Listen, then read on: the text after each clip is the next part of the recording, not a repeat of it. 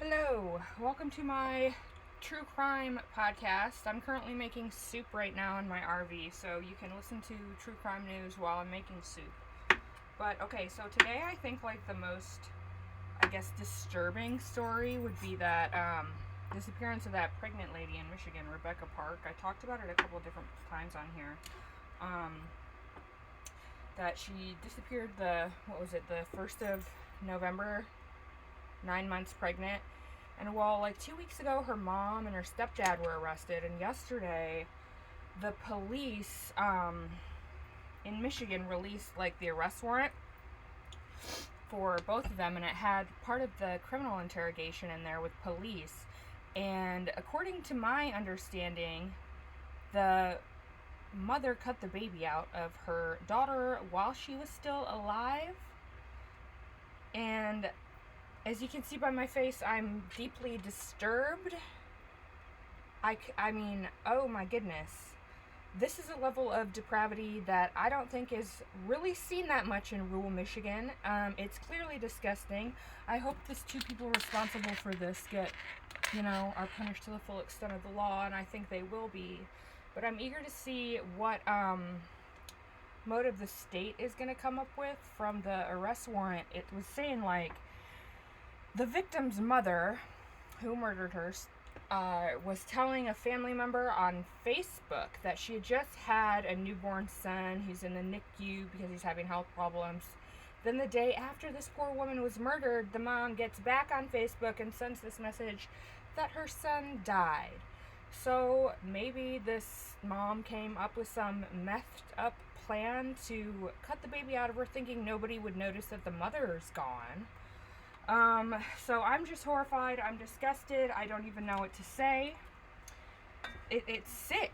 And I remember when, this has happened, I was talking to one of my friends about it, and I was like, pregnant women, just don't go missing, especially in such a rural community in Michigan. And I'm like, I bet someone who knew her could have, cut the baby out, because it's dark to think about, but it does happen.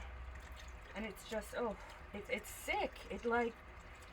It makes me feel physically sick kind of talking about it. I definitely felt ill last night when I was reading that arrest warrant, and I'll link again the documents below.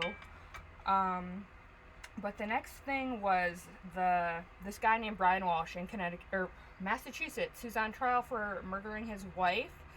New Year's Day 2023, this guy, he clearly did it, although nobody has been found. So essentially, the state is saying he probably strangled her to death, dismembered her body, and he's on his own security camera footage at his own home, dumping bags of body parts into the trash.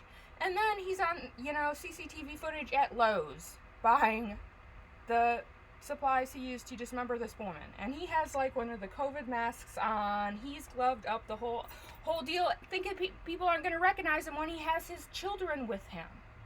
So this guy, he seems like a real loser to me, because he was already on parole from a federal crime. He was selling fake artwork, counterfeit Picasso artwork and shit, and he was on the hook for millions of dollars in restitution.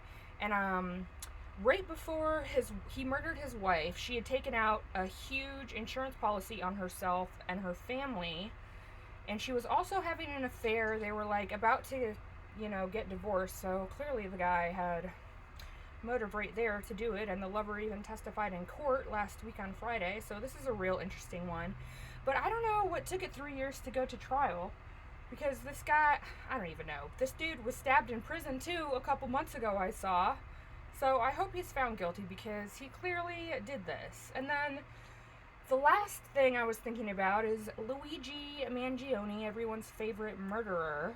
He is a murderer. He willfully stalked a victim and murdered this guy, Brian Thompson, I think, the healthcare CEO, which is disgusting. Just because this guy's attractive doesn't make him any less of a murderer. Calling for the death of anyone is a psychopathic trait. And just all the people rooting for this guy, like he's some underdog who took down some big corporation, is just disgusting to me. This Luigi Mangione kid, his parents were doctors. The dude is rich as hell. He lives a cushy life in Hawaii, talking about trying to kill for poor people or whatever. So, he's been in court the last, like, week or so because his defense team is trying to get evidence thrown out, I guess, when he was arrested probably like a year ago at the McDonald's in Pennsylvania. The cops searched the backpack that he had on there thinking he could have, an explosive device or a firearm, some type of weapon that could harm him. And he did. He had a gun. But since the police did not have a search warrant, his defense attorneys are trying to get all this thrown out. I don't know if it will be. I hope it's not. I mean, he's clearly guilty. He's on video walking up to someone and shooting him point blank in the back of the head. So again, I'm eager to see what the motive is in this. Was Luigi Mangione personally wronged by the victim? Why did he choose this specific victim? He clearly stalked this guy, knew his whereabouts. I mean, did he have a loved one that was wronged by this healthcare company specifically? Was he just crazy?